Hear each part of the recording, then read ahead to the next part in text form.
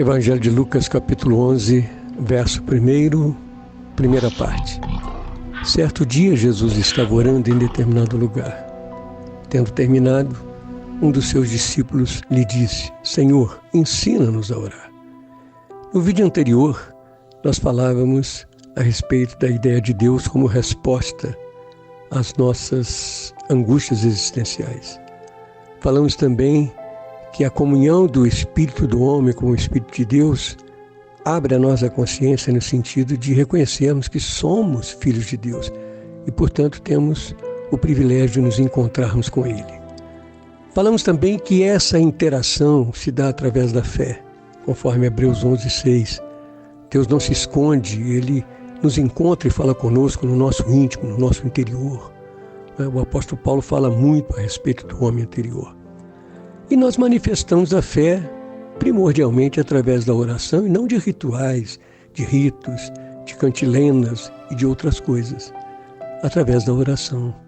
A oração é algo que toda pessoa que busca um enlevo espiritual, busca crescer espiritualmente, valoriza.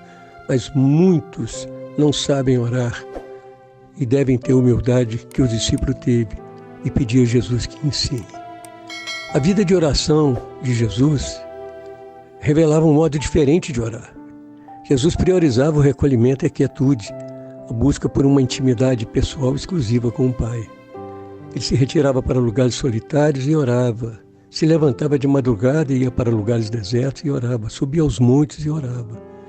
Isso chamou a atenção dos discípulos, que humildemente pediu ao Senhor que os ensinasse a orar daquela maneira, porque eles estavam acostumados com outro modelo de oração, que era a oração nos templos, com aqueles rituais, orava 3 vezes por dia, né?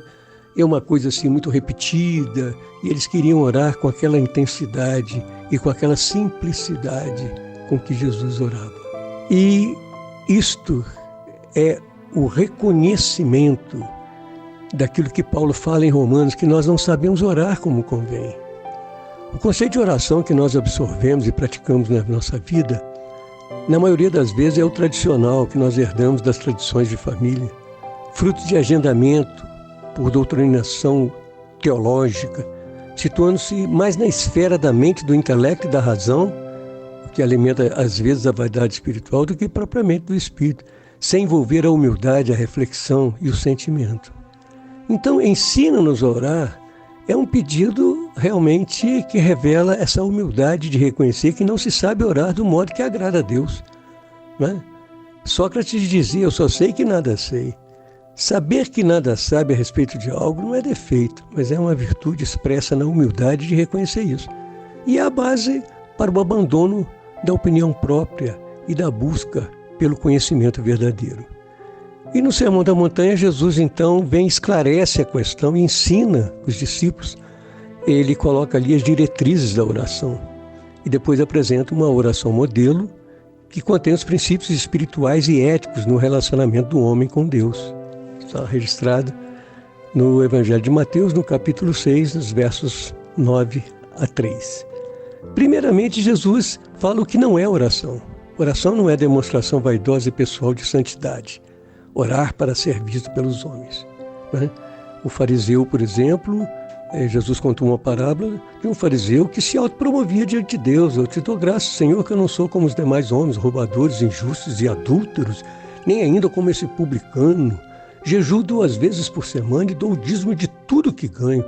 Então, qual é a conclusão? Afinal, Senhor, eu mereço ou não mereço ser abençoado? Essa oração por si só, ela é discriminatória, pois ela despreza o próximo e busca ter os seus méritos reconhecidos, cobrando de Deus as merecidas bênçãos, menosprezando a graça de Deus, que é a razão de tudo. O Senhor disse, né? Esse povo se aproxima de mim com a sua boca e com os seus lábios me honra, mas o seu coração está longe de mim, e o seu respeito para comigo consiste só em mandamentos de homens que maquinalmente aprendeu. Também não é oração a prática de vãs repetições, vãs vazias, como as pessoas sem fé e sem entendimento que pensam que por muito falar serão ouvidas. Vencer a suposta resistência de Deus pela insistente repetição de palavras, sem qualquer sentimento, e às vezes Essa repetição é até mesmo de textos bíblicos, como Salmo 23 e 91, inclusive a própria oração do Pai Nosso repetida sem entendimento. Quando Jesus disse, portanto vós orareis assim, ele não estava determinando que se repetisse sempre decoradamente cada palavra da oração modelo, que em seguida proferiu. Orareis assim quer dizer, orem com este sentido, seguindo os princípios espirituais nela contidos, com sinceridade de propósito, sem vaidade pessoal, recolhidos a um lugar tranquilo e sossegado, o teu quarto, e com sentimento de coração, sem recitações vazias, conforme a estrutura e sequência da oração modelo apresentada. Assim, nós podemos concluir, na oração e na lição do Mestre, a oração é tão simples e natural como respirar. Orar é se colocar disponível e receptivo para ouvir a voz mansa e delicada de Deus, deixar-se achar e encontrar por Deus num lugar adequado, secreto, tranquilo, sem interferências externas, não trazendo nada de fora, problemas, para dentro desse momento de oração, meditação e reflexão. Como se disse, é uma atitude de receptividade para ouvir a Deus. Tu, porém, quando orares, entra no teu quarto e, fechada a porta, ora o teu Pai em secreto, e teu Pai que vem em secreto te recompensará. Orar é manifestar sentimento, é dialogar com Deus, expressando-se através do coração. O exemplo de Ana, mãe de Samuel, quando ela pede a Deus que lhe dê um filho, porque ela era estéril, a Bíblia diz que ela só no coração falava, seus lábios se moviam, porém não se ouvia voz alguma. O coração colocado na oração, Deus ouve, né? O sentimento, Deus ouve.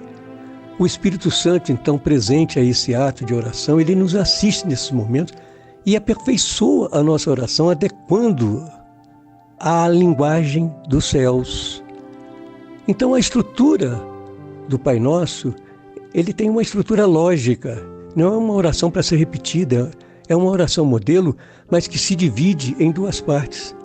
Na primeira, após a invocação, Pai Nosso que estás nos céus, que é muito importante também, existem 3 petições, pedidos referentes a Deus, ao seu ser, ao seu reino e à sua vontade. Na segunda parte, o Filho de Deus, confiado na suficiência da graça do Senhor, ora pedindo alimento, perdão, vitória na tentação e livramento do mal. No final, nós temos uma doxologia, né, que é uma palavra de louvor. Teu é o reino, o poder e a glória para sempre. Portanto, uma fórmula de louvor e glorificação para honrar a Deus, além do louvor, atribui glória e honra a Deus. E nós devemos sempre reconhecer isso nas nossas vidas. Finalmente, nós devemos colocar em prática esses ensinamentos de Cristo, praticando a verdadeira oração, a oração eficaz que agrada ao Pai e ao contentamento de Deus. Então, meu irmão, nós não vamos nos ater mais, nós vamos falar sobre a oração do Pai Nosso com bastante vagar, mas vamos colocar em prática isso que Jesus colocou, né?